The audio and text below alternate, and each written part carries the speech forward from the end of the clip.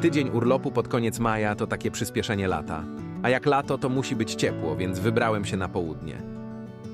Mój plan obejmował przede wszystkim przejechanie trasy Trans-Euro-Trail na Węgrzech i Słowenii. Jednak nie do końca to się udało. Węgierski ślad TET okazał się dla mnie zbyt wymagający. Był bardzo błotnisty, a wiele dróg było zarośniętych. Nie chcąc ryzykować jazdy w pojedynkę w takich warunkach, wiele odcinków ominąłem lokalnymi drogami asfaltowymi.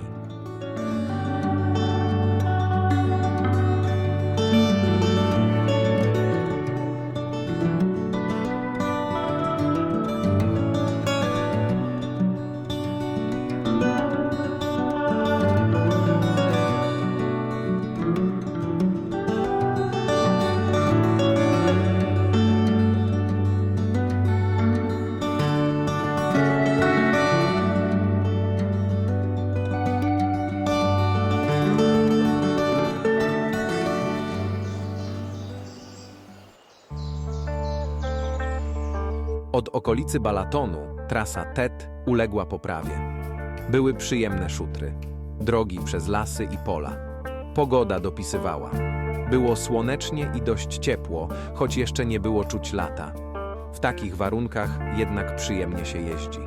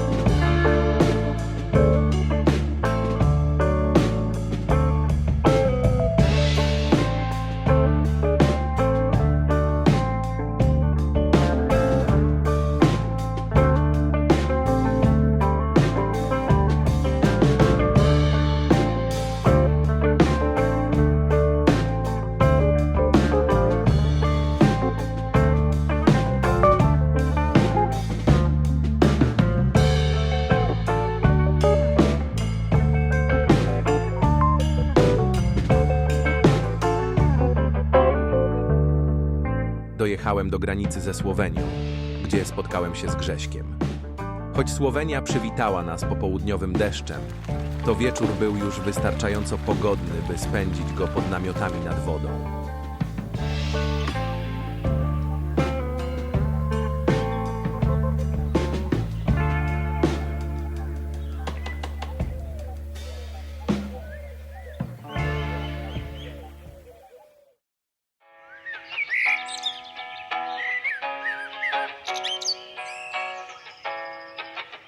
Kolejny dzień był już słoneczny.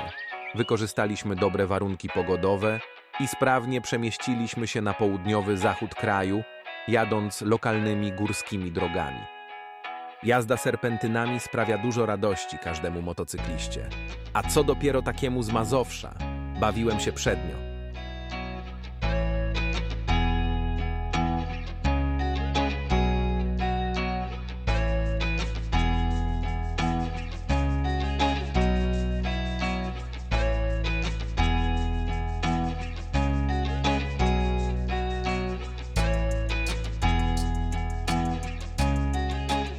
Dotarliśmy do wyznaczonego celu dość wcześnie i rozbiliśmy namioty, aby wypocząć. Następnego dnia czekały na nas bowiem słoweńskie trasy offroadowe.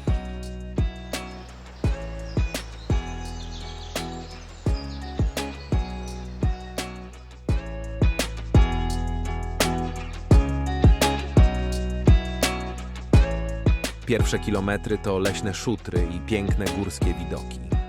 Nie wiedzieliśmy jeszcze, że za chwilę rozpocznie się prawdziwa walka na podjeździe.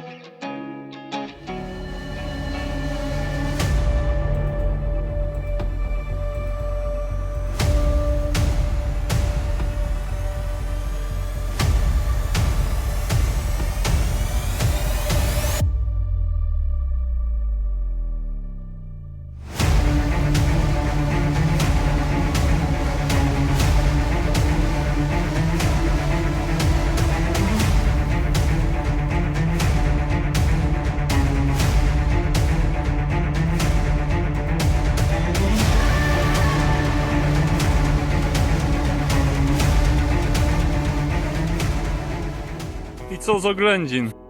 Błoto, odjazdy, kamienie, wypłukane kolejne przez strumyk, także ciekawe. Będzie ciężko. Odwrót i szukanie objazdu wydawały się jedynym rozwiązaniem. Z poczuciem porażki ruszyliśmy dalej, ale humory poprawiały się z każdym kilometrem i ładnym widokiem. Na szczęście więcej przeszkód na trasie nie było.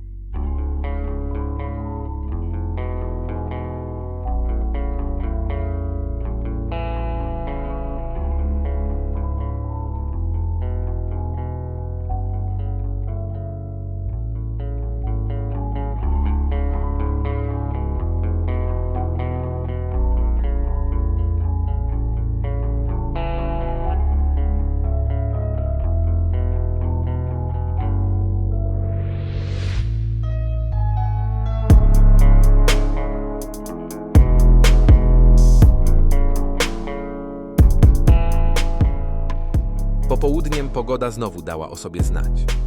Znowu deszcz. Wtedy spotkaliśmy słoweńskiego motocyklistę, który zaprosił nas do siebie na herbatę. Ponieważ deszcz nie ustawał, zdecydowaliśmy się zakończyć jazdę i pojechaliśmy do hotelu.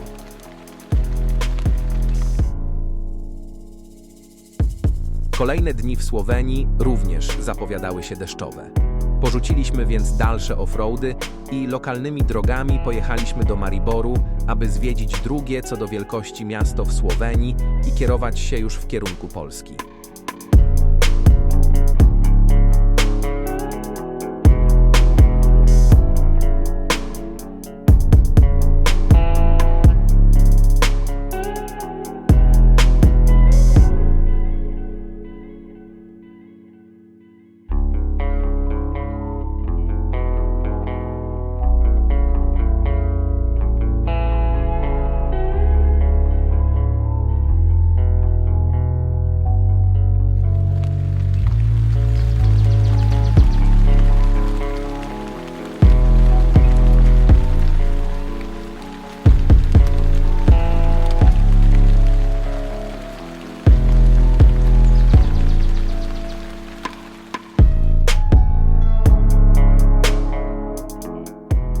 Ostatniego dnia przez Austrię i Czechy wróciliśmy do swoich domów.